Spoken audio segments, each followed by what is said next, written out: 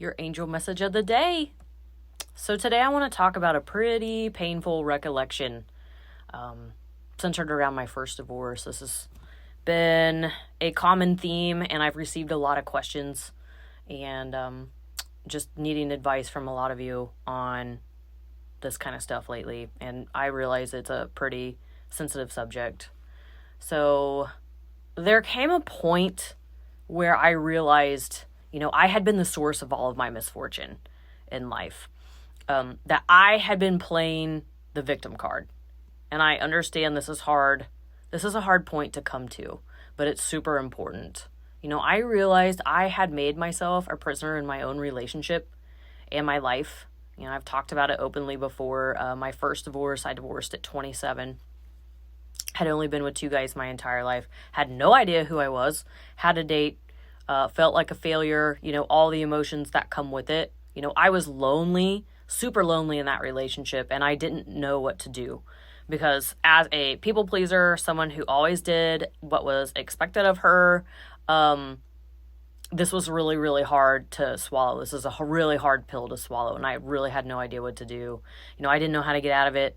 I was a prisoner in my own body. I hated what I looked like. I had a food addiction problem. I had an alcohol problem. I was binging and purging almost every day. At one point, I didn't know how to get out of my marriage. All I knew was that I didn't love him the way that I should have. It wasn't the kind of love that I truly, truly wanted. And I knew he didn't love me that way either, although I feel he thought he did. But that's beside this. But I knew I didn't make him happy and he didn't make me happy. And I was like, I have no fucking idea what to do about this. So I remember the day.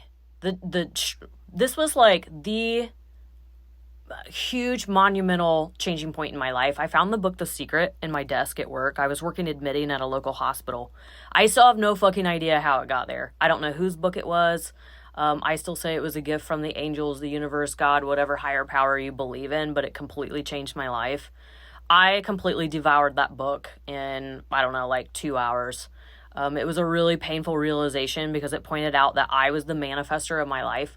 So all of these health problems that I have Crohn's disease, all my gut problems, my poor relationship with food, my relationship problems, in my marriage and, maybe not having the social circle that I wanted, unfulfillment at work. I knew that I could do better, but I didn't know what to do. Disbelief in my abilities, they all came from me. It was in this moment I knew I had to make a decision to get out of my marriage somehow because I loved him enough. It wasn't about me not loving him. I loved him, but I wasn't in love with him, and vice versa. I knew he deserved better, and the same for me. I knew I deserved better. We were both at fault.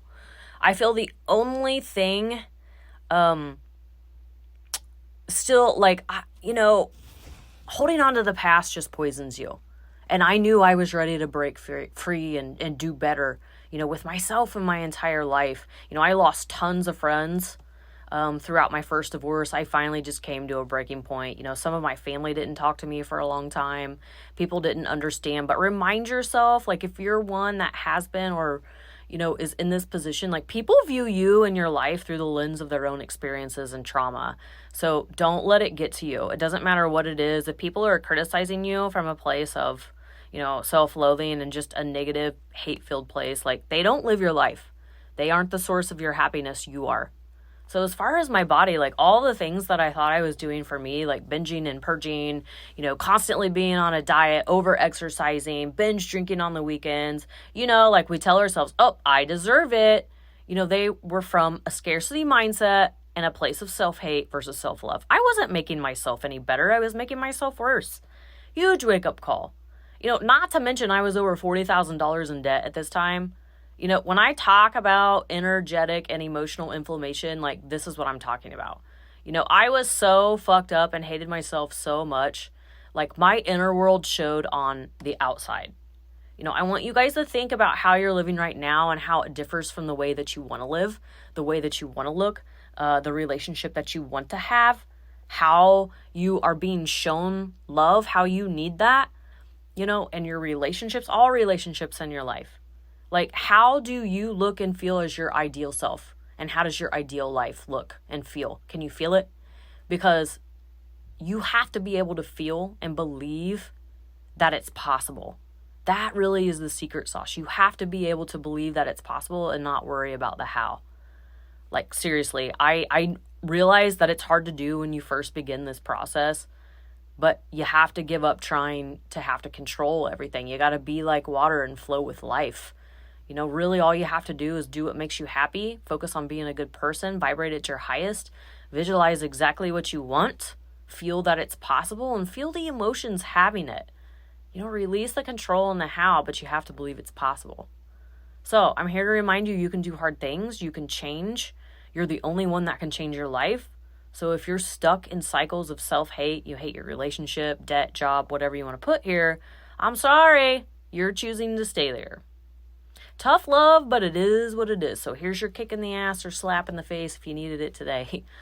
Be your own queen or king. Take control of your kingdom. Like, don't be a prisoner in your life. If I can do it, you can do it. You know, when you crack from the outside, you're broken. But when you crack from the inside, I always say you're reborn. This is your new chance. So if we don't do the work to heal ourselves, things are going to keep showing up until we learn our lessons and we heal and we're reborn from the inside out. All right. So that vision of the true happy fulfilled you and the shit show you've had to endure to get there. Okay. Embrace that, own it, because it's going to inspire and help lead others out there to do the same, creating a healthier, happier, more love-filled world. And we really need that right now. So love and light. This is your angel message of the day. I love y'all. Peace out, guys.